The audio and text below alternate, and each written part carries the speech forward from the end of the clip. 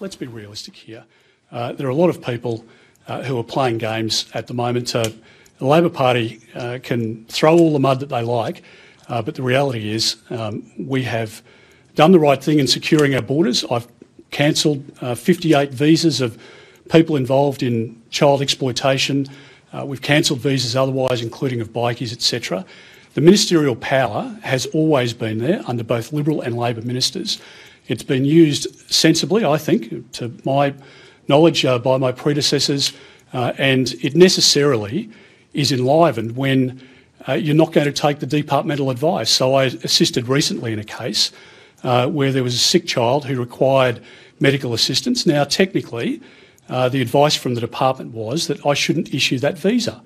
And this is the point. Ministers before me, during my time as Immigration Minister as well, you act on cases based on the merit of the case, but to say that I had some personal link or that I was acting on behalf of somebody that I was personally associated with is a complete nonsense. Stephen, yours next. Do you concede that you've misled the Parliament? No, not at all. No, quite the opposite.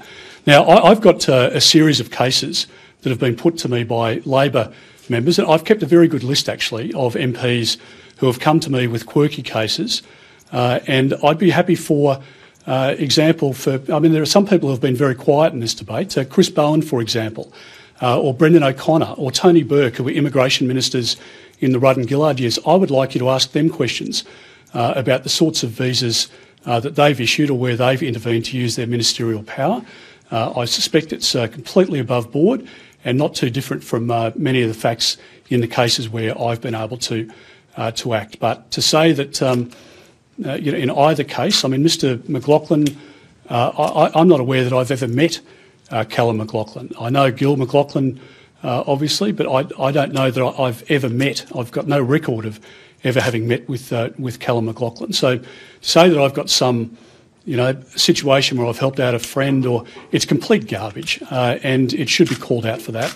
And I'll be happy to defend these matters in the House of Representatives. Labor can ask me 10 questions every day when we go back, if that's what they want to do, but they'll get a whack back because the Labor Party, as I say, a few key players have been very silent over the course of the last couple of weeks.